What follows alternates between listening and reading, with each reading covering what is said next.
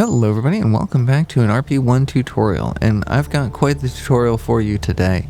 So it started off, I just wanted to make a video showing you how to build the very first sounding rocket, the one that was designed in the Wikipedia, and then I ended up kind of experimenting with another idea that ended up being so overpowered that I just had to expand my idea and show you just how you can use this to almost speedrun the first program. So we're going to start off with what I wanted to start with, and this is going to be a tutorial on how to build your first sounding rocket. I've done a video like this before, and in fact most of my RP-1 series start off with a tutorial about this very same thing. However, today I decided to do a tutorial for both the Aerobee. As we see here, we're looking at the information: 47-second burn time, 6.7 kilonewtons of thrust. But I was also going to include the U-1250 in there. It's got 56 seconds of burn time and 12.7 kilonewtons of thrust. And then they both have two engine configurations. Here I'm just highlighting the fact that this is also an important factor when choosing your engine, not just the ISP and the thrust to weight ratio, but the amount of configuration upgrades you have in the future, because if it's a good engine but you can only use one version of it, it doesn't have a lot of future proofing available. So I went ahead and we're going to deal with the Aerobee first, but we are going to build the U-1250 engine sounding rocket as well. A little bit later we're going to be test flying both of them, and you're going to see the performance and how the idea that I utilized in this will be even more impressive. So first off, we are adding the Tiny Tim booster. We do have the option of another SRB, but I haven't played around with it before, and today's episode is not the episode where I start, but the R103 booster is there to play around with. So we have the Tiny Tim booster, and this is essentially what the Wikipedia will tell you to do.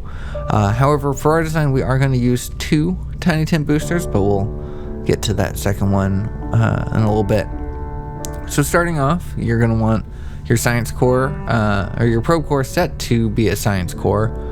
We only need about 300 electric charge, so we're going to tune it to that, but we're going to have to fix that a few times later. So now, according to the wiki, they're going to have you build a 300 millimeter diameter rocket cone and tank and all that. And this is kind of the standard. The 300 millimeter is a good starting point. So that's what a lot of rockets end up being. But it is pretty tall, and I didn't like how tall it is. And so my recommendation, and especially if you're going to go with the X-Plane programs, is to actually make it a diameter of 400 millimeters. This is important in the X-Plane program because it just fits a little bit better the diameter of the inner tanks. So when you're making fuel tanks, having them at a 400 diameter can be a little more helpful. And the reason why it matters here is because when you end up tooling this rocket, it'll also be tooled in the spaceplane hangar, so that 400 millimeter diameter is already tooled and therefore a little bit cheaper. So now we are filling the tank up. We need to fill it with the WAC Corporal Aerobee fuel. We have a 47-second burn time, so we actually have to reduce the length on this.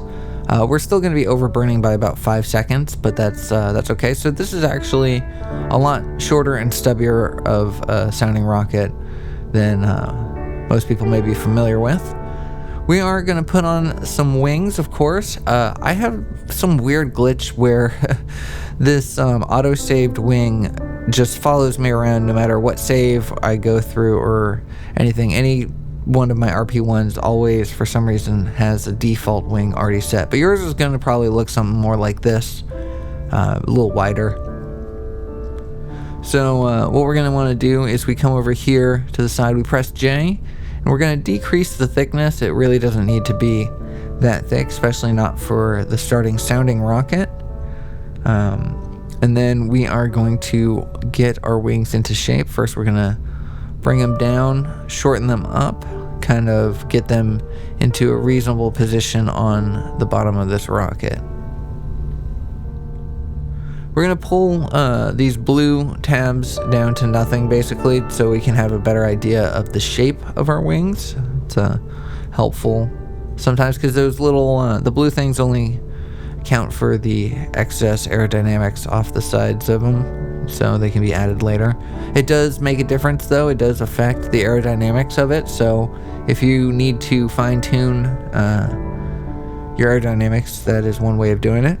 As we see here, we have it perfectly, the center of lift perfectly behind the center of mass, which I didn't plan for that to work out that way, but if you always want to tell how your center of mass will shift during flight, you can change that utilization, and that will give you an idea.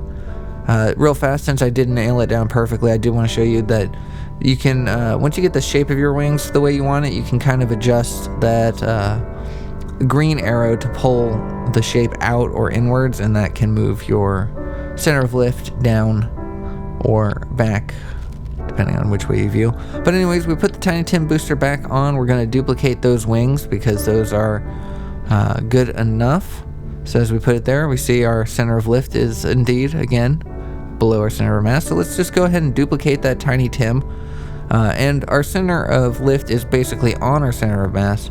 But as we see here, the moment we start burning fuel out of that first one, the center of mass ends up raising. So we're not really in any danger of it flipping around. So we're going to press B, which brings down, or which centers the rocket. But we're going to bring it down even further because I like a nice low launch clamp. So now, before we progress any further, let's make sure we have our experiments set up. It's early game, so we only have the thermometer and the barometer, nothing else. Well, the telemetry, but that just comes standard. But we're going to want to make sure that we activate them so we don't have to deal with that in flight and potentially lose out on science. We're turning down the transmit power in the communications tab because we really don't need that much communication. In fact, we probably don't even need as much as I left it, but I like to turn it down to 20. Going to change the electrical amount to 300. Like I mentioned before, we didn't actually really need all that much. So now the length here is 900 millimeters, which it should be about 1.2. It's always a good idea to have about 3 times the length on your nose cone as your diameter, but that changes around our center of lift, center of mass, and now it is a little bit higher. So I first start by removing some of that electrical battery charge that we had, but fortunately that didn't make a big enough difference, so we're just going to extend that length out again, change the 300 battery, and we're going to kind of play around until we find a nice middle ground. So 900 millimeters isn't too bad. It's not too far off from the 12, or 1.2, excuse me, and our center of lift is still relatively lined up with our center of mass. So this is all in all good to go. Let's make sure to change our staging around. The Tiny Tim boosters launch immediately, so we don't need to spool those up, so that could be put at the same time as the launch clamp. And both the Tiny Tim boosters need to be put at the same time as their respected decouplers. There is a spool up time for the Aerobee, so I put that a little bit separate from the decoupler, but we will change that a little bit later. So let's go ahead and save it as Sounding Rocket 1 Aerobee and put it out on the launch pad via the simulation, of course, because this is RP-1 after all, and you need to make sure you get it right the first time. So I'm just going to go through the simulation so you can kind of see what this design gives you. So now typically a lot of tutorials will tell you use the extent guidance, but we don't really need that for this kind of launch. I actually prefer, if you're familiar with my series, I prefer the Smart ASS to fly. I'm only recently getting into MacLeod, but however for this one we don't even need this. Honestly, the only thing you need for this first launch are these Delta V stats here and the orbital info to tell you what your apoapsis is. But we're going to be looking at this right here, the amount of fuel burn time to take care of our staging, and we're going to do it automatically. And I did have this in its own separate stage, but we're going to include that with the stage below it because we do have a spool up time So we are going to need to make sure that our engine is firing while we're still going forward. So with all that said and done, we don't really need to set anything else. We're going to go turn our throttle up, which is important. We're going to turn our SAS on, which is not important, but good habit. And we'll launch, and go. Oh, see, I was a little too fast on the draw there. I didn't give it enough time. I just basically smacked the spacebar too many times. So let's go ahead and try that again, but this time we're going to keep a better eye on our burn time there. And we dropped a little too soon. There was a little bit of wobble added to our upward trajectory, but for the most part, our engines took. Our first contract is done, but the important thing is actually that second one, the Kármán line reach 100 kilometers. With the typical design that you do in the wiki, and typically your first design that you would kind of come up with on your own, doesn't reach that 100 kilometer mark. But by adding that second Tiny Tim booster, it does give you that extra boost, and well, as any good SRB would do. So by adding that extra SRB, it pushes you forward, and you're actually able to reach that Kármán line contract within your first launch, which all in all is much more efficient of a launch profile. So that is the Aerobee sounding rocket that I like to do. It's a little stubbier than most. It's not as long as the 300mm tank, and it has an extra SRB, but it's worth it to push it just a little bit further. Alright, so let's go ahead and come back to the VAB, and this is where things started to get interesting. So I decided, well, I showed you how to do the Aerobee. Let's take a look at the U-1250. So let's go ahead and get rid of that, put that engine on. We're going to need to get rid of the fuel tank and add its own. It has a 56-second burn time and a spool-up time of 0.13 seconds, which is actually a little bit more than the Aerobee. And it too needs high-pressure tank and is subject to ullage. So generally the same kind of concept. So we can basically make the same kind of rocket. However, it has a much larger burn time, so we can extend out the tank. We are actually only going to overburn it by 2 seconds, as opposed to the 5 seconds that we did on the Aerobee.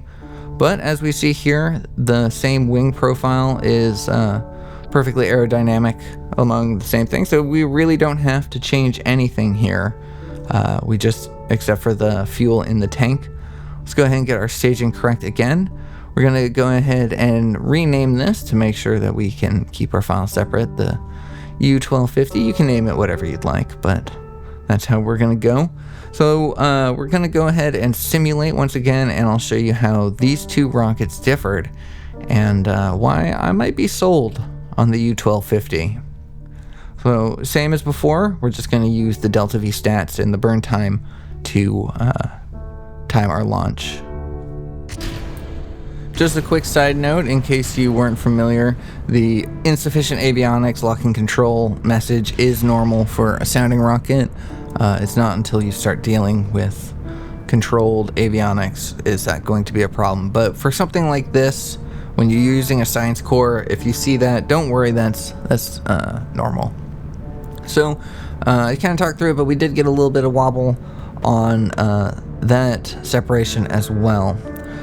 Skipping forward ahead, because it was a long burn, we see now we are passing the 100 kilometer mark, so that second contract is taken care of, but we actually burn well past that, up to 176 kilometers, and in RSS, the barrier of space is 140 kilometers, so this is actually going to be breaking that today, which means that not only are we going to be breaking more altitude records, but we're also going to be gaining a lot more science, as we are accessing space much sooner than we would normally.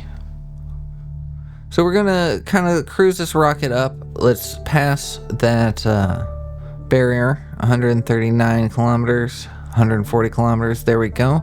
So now we're in space, we are gaining new science and much more potent science. And we're only going to be in here for a little bit. It's not going to be a lot added, but in this early game, any extra bonus to science is going to be a huge boon for you, and I'll show you what kind of boon that will do. Let's go ahead and revert this flight. bring it back to the vehicle assembly. And you know what?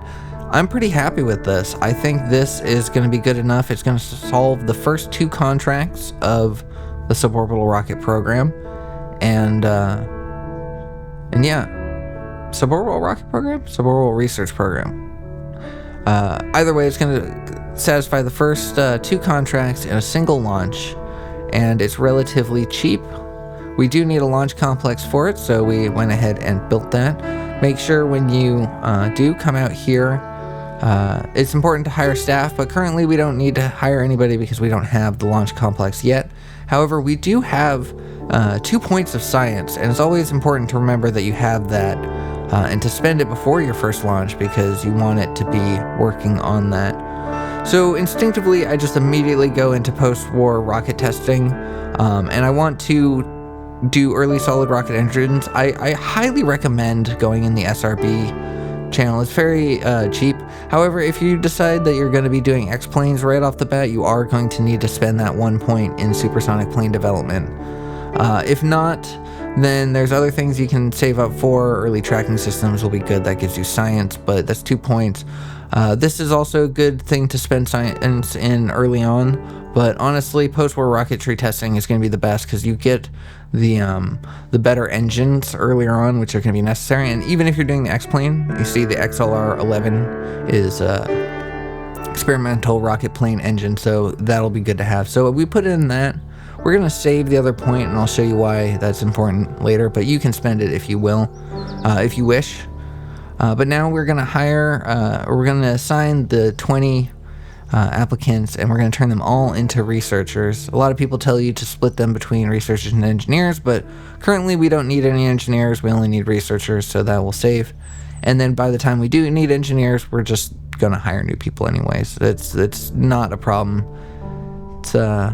Typically, it's not a bad idea to have people working on stuff. Anyways, let's go here. We are now tooling a rocket. This is very important. Just a brief explanation. Basically, you're creating the tools necessary to make building this rocket easier. So by spending some money and purchasing the toolings, you can make replicas of this rocket a lot cheaper. As you see here, it's 240 funds, but once we tool the item, then it's now only 119 per rocket. So it's very useful if you plan on making multiples of a type of thing or similar size parts. As we see here, we just need to unlock all the stuff. This is normal, don't worry about it. It's just you have to unlock parts that you've never used before.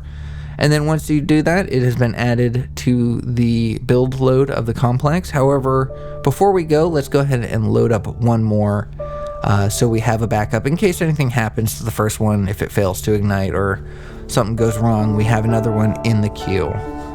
But other than that, let's go ahead and go back to the KSC.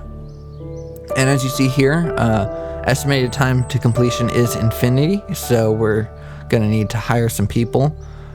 We are going to hire 20 people. There's only a max of 17 that can be available on this launch pad. It's not a problem. We're going to actually put everybody on that launch pad, and we're going to leave the leftovers on the hangar.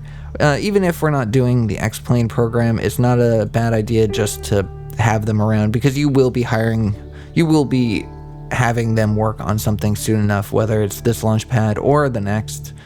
But if you want to just hire the exact amount of people for the job, that is also a good idea. But if you end up doing the way that I did and just hired 20 people outright, then never fear. But it doesn't take much to roll this out. So on the 12th of March 1951, we have our first sounding rocket, and this is the one with the U-1250 engine.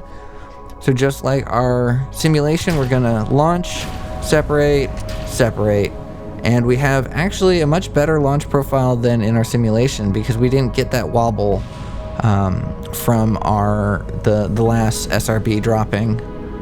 So now it's just a matter of watching it launch, fly up into reach its apoapsis. Hopefully it can perform as well as it did in the simulation, and if so, we will be completing the first 2 contracts outright within the first 3 months of the game starting, putting us well in a good position for moving forward.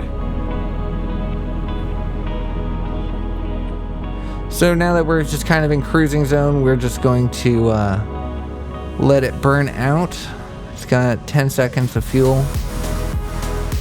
We've passed 100 kilometers, and there we've passed the 140. So we will be reaching space with this today. We will be getting some space science, which is huge.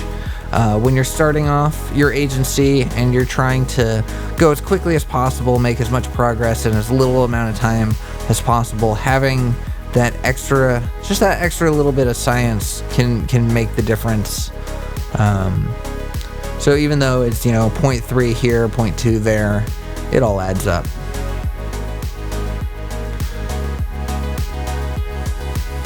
And with that, we have crossed into space. We're now gaining that said science. Time warp our way through it, and once again we are back in the atmosphere. Because we were only 176 kilometers up, so not anything to write home about. But now that we're heading back through the atmosphere, we are again gaining that science as well. And there's nothing left to do with this rocket. Once it finishes gathering the science, it's going to transmit whatever it has, and we can simply let it explode.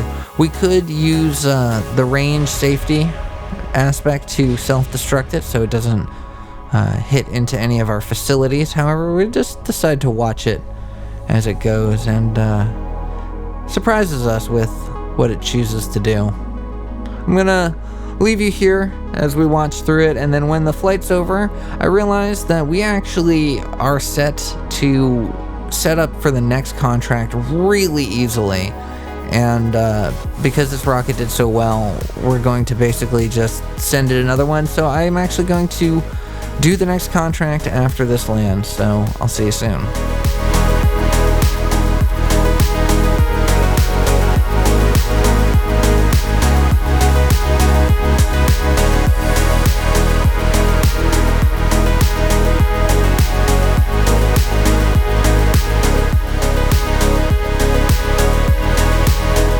And I hope nobody was having a barbecue, 'cause that was definitely someone's backyard. Well, that was fun. But anyways, that rocket performed way better than I had anticipated when I started making this. I figured I was just going to show you a basic sounding rocket that can complete the first 2 contracts, and we were going to call it there. But seeing that the rocket reaches space on the newspaper headlines, that inspired me, and I realized we could do better. We can do more. Let me show you how to really maximize your efforts on this first day. So we've got 8.3 science. Instinctively, once again, I put it into early tracking systems. However, that one could be optional, but we're going to put that in there. What I would say is you should instinctively put it into post-war material science, because you get access to better quality tanks, and that's going to be useful for X-planes as well as rockets. If you are doing X-planes, you will have put that point into supersonic flight here, but that means that you will not have enough science for supersonic flight the way that I just did it here, so I recommend not putting it. If you're doing X-planes, don't put it into early tracking systems just yet. So by not putting the 2 points in there, you'll have enough to put it here into supersonic flight, which is crucial, so I recommend doing that. But of course, do keep the post-war material science.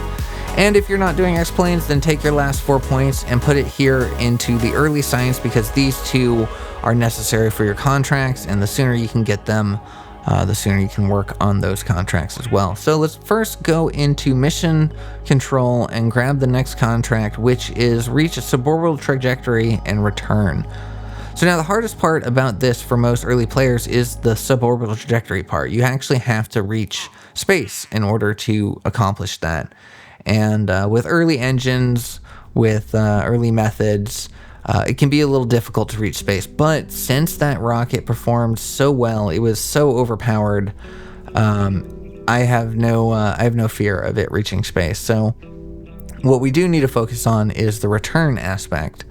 So played around with the cone shape, but we didn't need to do that. What we need to do is add this parachute here, and then we're going to change the size of it so it's smaller and aerodynamic and not so awkward looking on there. We are going to change the pre-deployment altitude. I'm going to put in 2,500, but honestly, for a craft like this, you could just drop it down to 1,000 and be fine. Let the deployment altitude be like 700 or 500, somewhere around there. It'll be good. But nonetheless, play it safe, put it at 2,500. We put a decoupler there, so that way all we need to return is the probe core. And the parachute, of course. And as you see here, we're doing this before post-war rocketry testing was even unlocked, so there's nothing else really to do. I don't need to upgrade my engines. I don't need to, change my fuel tanks around or anything like that. We've done this, we're doing this so early that there's nothing else to do but put the parachute and decoupler on it. We are going to have to unlock that. I probably could have tooled the decoupler, come to think of it. But nonetheless, let's go ahead and get rid of that sounding rocket. It was only 3% built, so we're not really losing out on much. But we could have just altered the design of it, but I didn't really feel like it. I just figured let's just make a new one, put it out on the launch pad, and get it ready to go. And this launch is basically going to be identical to the last one.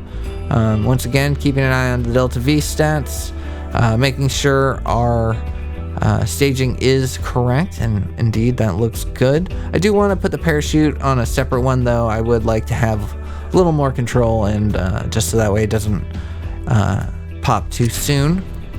Let's go ahead and launch and separate. Do get more of that wobble than the last launch, but nonetheless we still keep ourselves relatively straight. So we are good to go for the contract. We're going to put our science up. We're going to keep our mission log up. Took a quick peek at the science we have, 0.3. So it'll be interesting to see what we come up with by the time we get done with this. But 30 seconds worth of burn. This U-1250 really blew me away. I don't think I've ever used it in any of my series. I've always just been an Aerobee kind of designer, always using that, never really thinking about, I believe this is the Russian design of their sounding rockets, the Russian engines. Obviously, if you're doing a playthrough that's very separated, we want to use one particular nation's engines versus another. Then obviously, that is the way that you want to play, so play how you enjoy. But if you don't have that limitation on yourself, I highly recommend checking out the U-1250, because the performance that this thing has given me in just this little test alone, this little showcase.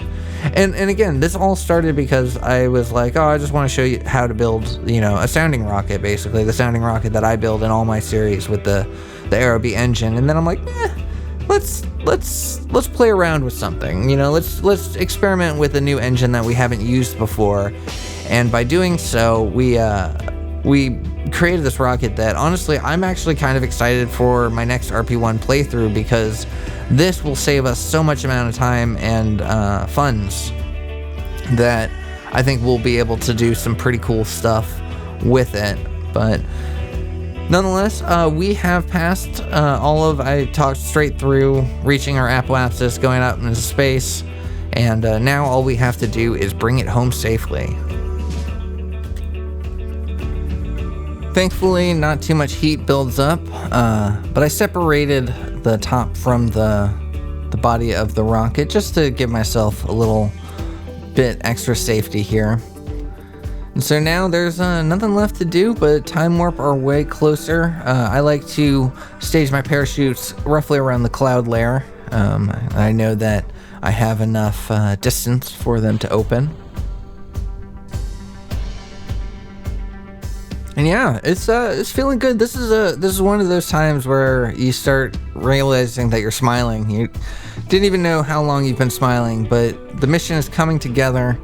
The parachutes deploy, so you know that this is going to be mission success. And it's just such a gratifying feeling. So we're just going to skip forward ahead, fast forward through the footage until it lands.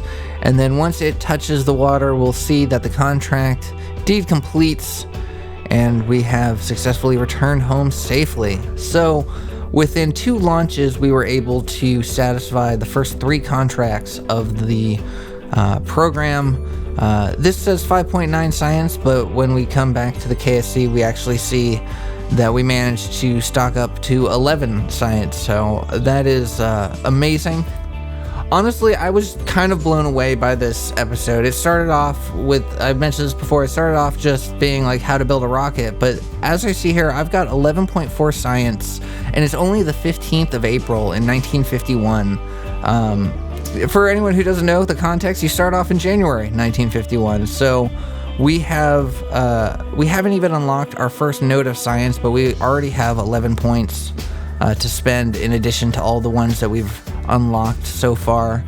As we look at our administration building, the early rocket development, we only have 2 more contracts, and then we can finish off. We could have taken this at breakneck speed. I just chose fast because I just wanted to get into the showcase and get started, but we could have taken that at breakneck speed considering the fact of how far ahead we just put ourselves simply by choosing the U1250 engine, and by adding on that extra Tiny Tim booster, significantly changed the early game for us. And I'm super excited. Like I mentioned before, we're not going to be restarting the RP-1 series that is normally on Wednesdays. We will be seeing you next week for that, but I am super excited whenever we do, because this was such a great speed running of the intro program. I can't wait to try it, and I hope you are excited to try it as well. Let me know how it goes. But anyways, that's where I'm going to leave today's episode. Thank you so much for watching. I hope you enjoyed it. I hope you're looking forward for more RP-1. If you did, think about subscribing. Drop me a like, let me know your thoughts, and I will see you on the next one. Take care.